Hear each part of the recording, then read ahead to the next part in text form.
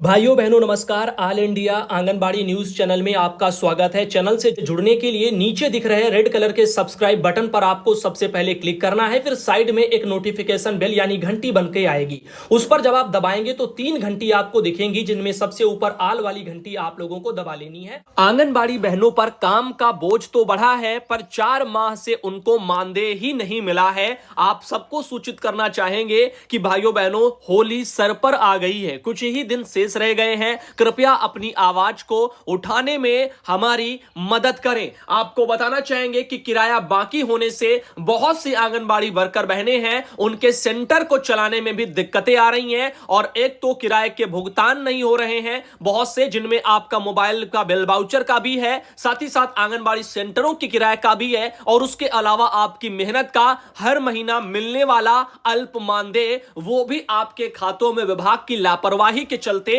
नहीं आ रहा है। तो मैं चाहता हूं कि आप सब भाई बहन ज्यादा से ज्यादा वीडियो को शेयर करें, ताकि विभाग के कानों तक यह आवाज जाए और उनको भी पता चले कि किन परिस्थितियों से बहनें इस समय गुजर रही हैं, और सरकार द्वारा इस जो है बढ़ती जा रही लापरवाही के चलते बहनों को क्या क्या समस्याएं देखने को मिल रही हैं। कहने के लिए केवल जो है हर महीना मानदेय का भुगतान सरकारी आदेशों में बस जिक्र हो जाता है, लेकिन धरातल पर 4-4 महीने से बहनें इंतजार कर रही हैं, उनका पैसा उनके खातों में नहीं जा रहा है। बार बार कोई ना कोई नया जो है बहाना विभाग द्वारा दे दिया जाता है। कभी कहा जाता है कि आपका जो है बजट नहीं आया, कभी कहा जाता है कि आपके खाते अपडेट नहीं है, कभी कहते हैं बहुत सी बैंक एक दूसरे में मर्ज हो गई, उनका विलय हो गया है, जिसके चलते आपके अकाउंट्स फीड नहीं है। कभी कभी जो है कहा जा रहा है कि निर्वाचन में जो है कर्मचारी लगे हैं, तो कर्मचारी ही नहीं है, अधिकारी उनकी कमी है, जिसके चलते आपका मानदेय नहीं भेजा जा रहा है, सब निर्वाचन ड्यूटी में लगे हैं। जबकि ये सब कहने के लिए बहाने हैं, इतना भी मुश्किल नहीं है। अगर सरकार पैसा भेजना चाहे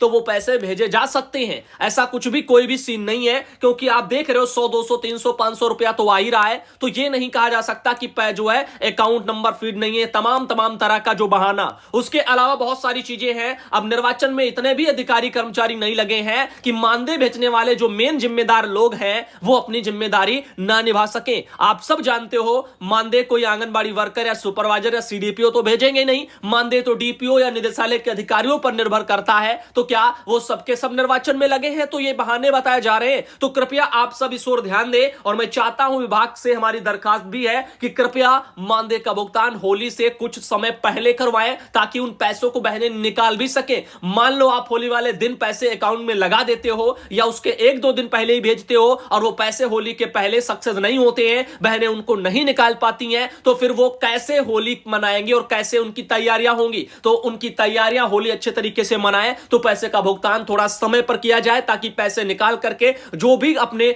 होली के पर्व के लिए वो खरीदना चाहती हैं वो सब भी वो खरीद सके और उसको मना सके। तो हमारा यही कहना है। और बाकी तो आप सबको पता है, आंगनबाड़ी बहनों स्मार्ट बनाने के जो सपने हैं सरकार के, वो केवल सपने ही रह गए हैं। प्रोत्साहन राशि भी बहनों को नहीं मिल रही, मोबाइल में रिचार्ज का भी पैसा नहीं मिल रहा, आंगनबाड़ी सेंटरों के जो भवन के किराए हैं उनका भी भुगतान नहीं हो रहा। इस तरह से बहनों को बहुत ज्यादा सताया जा रहा है विभाग और सरकार के स्तर से, और सपने दिखाए जा रहे हैं कि आप सबका जो है हम सम्मानजनक मानदेय बढ़ोतरी करेंगे। तरह तरह के महिलाओं के उत्थान के लिए कार्यक्रम चलाए जाते हैं, लेकिन महिला 4 माह से अपना मानदेय मांग रही है। सरकार विभाग इस ओर उदासीन बना हुआ है। अपनी इस लापरवाही के चलते कृपया वो लोग जो है अपना कुछ जवाब दें और इस बारे में थोड़ा संज्ञान लें, साथ ही साथ बहनों की समस्या से उनको निजात दिलाएं, ताकि काम करने में भी बहनों को थोड़ा मन लगे। अब पैसा 4 महीने से नहीं मिलेगा तो आप सोचो वो काम कैसे करेंगी। इधर समाहरणालय गोपालगंज से 2 मार्च को एक लेटर निकला है। आज इस वीडियो में बहुत सारी बातें करने वाले हैं। तो बिहार के गोपालगंज में एक लेटर जारी है, जो गोपालगंज के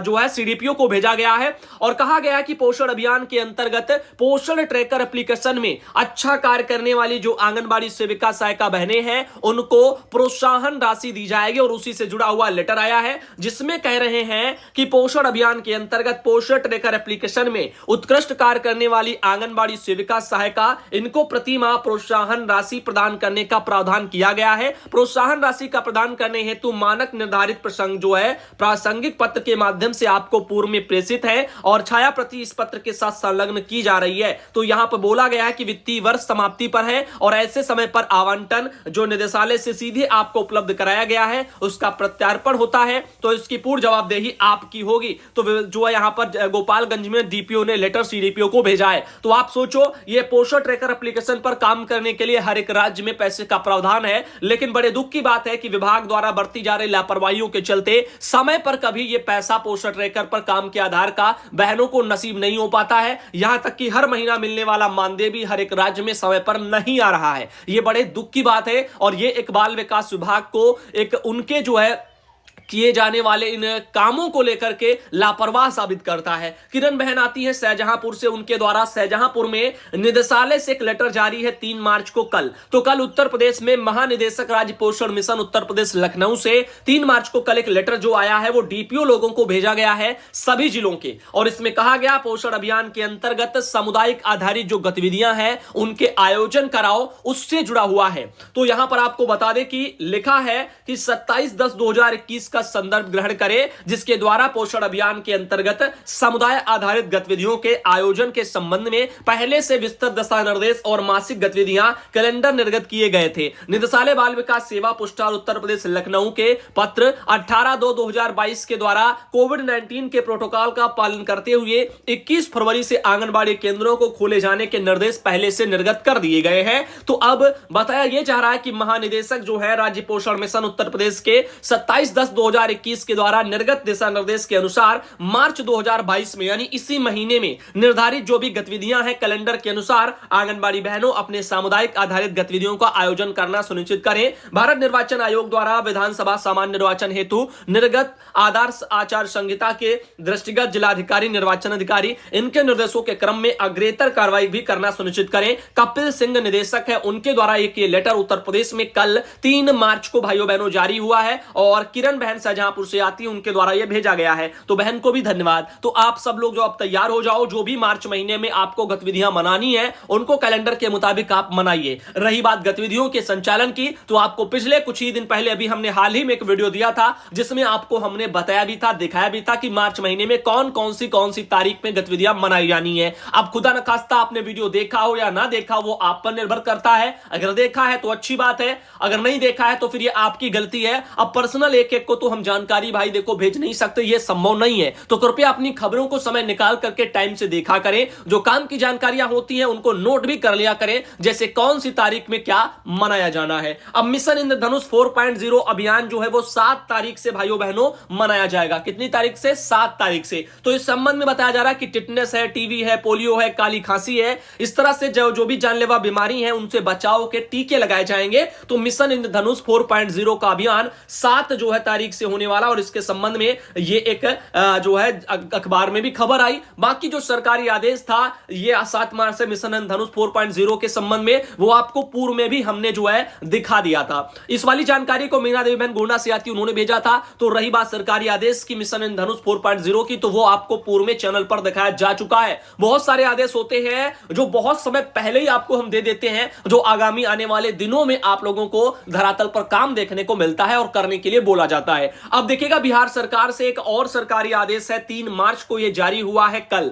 निदेशालय से भेजे गए इस आदेश में निदेशक महोदय ने जिला प्रोग्राम पदाधिकारियों को बोला है, यहां पर मैं नाम ले रहा हूं कुछ जिलों के, कृपया ध्यानपूर्वक सुनिएगा। औरंगाबाद, बांका, बक्सर, गया, कटिहार, किशनगंज, मुंगेर, पटना, सहरसा, सीतामढ़ी, वैशाली और पश्चिमी चंपारण, इतने जिलों के डीपीओ को बोला गया है निदेशालय से बिहार में कि आईसीडीएस निदेशालय के अंतर्गत संचालित केंद्रीय प्रायोजित योजना राजीव गांधी किशोरी बालिका सशक्तिकरण योजना, जिसको सबला भी बोलते हैं, उसका परियोजना कार्यालय के बैंक खाता में स्थायी अग्रिम की अवशेष उपलब्ध राशि को निदेशालय स्तर पर संधारित वगैरह में जमा करने के संबंध में है। तो इसमें आपको बता दें लिखा गया है सबला में पोषण मद के अंतर्गत स्थायी अग्रिम राशि के लंबित अभिस्रव के समायोजन के लिए वित्तीय वर्ष 2020-21 और 21-22 इसमें राशि आवंटित की गई थी CFMS से प्राप्त प्रतिवेदन के अवलोकन से स्पष्ट होता है कि वित्तीय वर्ष 2020-21 में राशि की निकासी 100% की गई है, लेकिन खातों में राशि का अंतरण 100% नहीं किया गया है। इसी मद में वित्तीय वर्ष 2021-22 में आवंटित राशि के विरुद्ध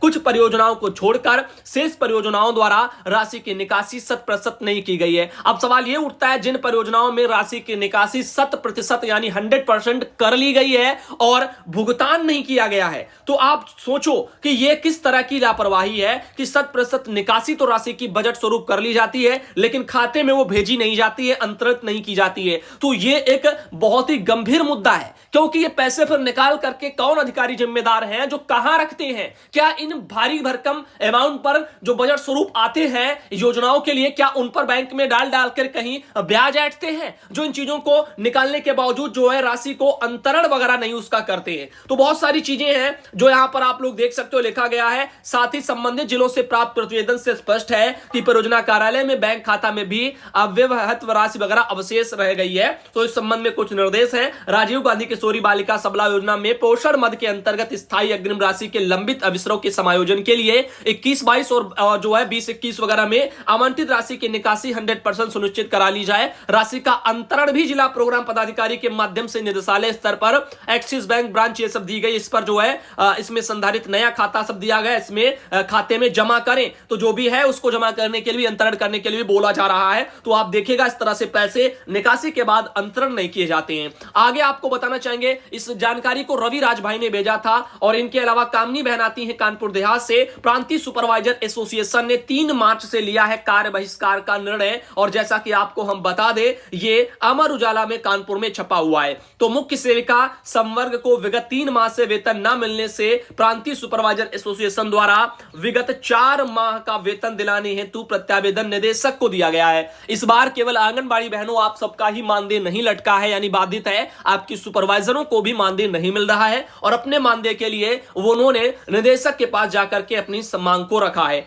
साथ ही 28 फरवरी 2022 तक वेतन भुगतान करें, अन्यथा की स्थिति में 3 मार्च से जनपद की समस्त मुख्य सेविकाएं मोबाइल का प्रयोग करना बंद कर देंगी, ऐसा सुपरवाइजरों के द्वारा भी विभाग को चेताया गया है। लेकिन खुदा न खास्ता 28 तारीख भी हो चुकी, अब 3 तारीख भी हो चुकी, आज 4 तारीख है। अब पता नहीं सुपरवाइजर बहनों का आंदोलन चल रहा है या नहीं चल रहा है। तो आप सोचो, लेकिन पैसे का जो भुगतान है वो अभी तक नहीं हुआ है। तो यहां पर हमारी एक बहन है, ये कामनी, जो कानपुर देहात से आती है, उनके द्वारा जानकारी भेजी गई थी। अब इनके अलावा आपको बता दें, आशा बहन आती है अयोध्या से, और उन्होंने कहा है कि नौकरियों में बढ़ाएंगे 3 साल की आयु सीमा। ऐसा अखिलेश यादव जी ने अपनी जनसभा में लोगों को अपनी ओर खींचने के लिए जो है अपना कहा था, यानी वो बोला था, भाषण दिया था। कोरोना की वजह से बर्बाद हुआ है समय, फौज में दिलाई जाएगी छूट, और कहा है कि जौनपुर को एक्सप्रेसवे से जोड़ने का काम भी करेंगे। तो बाकी यही सब चीजें यहाँ पे निकल के आ रही हैं। तो ये तो आपके चुनावी भाषण हो गए हैं, तो इन पर ज्यादा बात करने की आवश्यकता नहीं है। समय के साथ में हो सकता है ये चीजें बदलती नजर आए। खैर, आज शाम के वीडियो के लिए इतने ही रखते हैं, और आप सब भाई बहनों को अगले वीडियो में हम फिर मिलेंगे। आज का वीडियो आपको कैसा लगा कमेंट करके भाइयों बहनों बताना।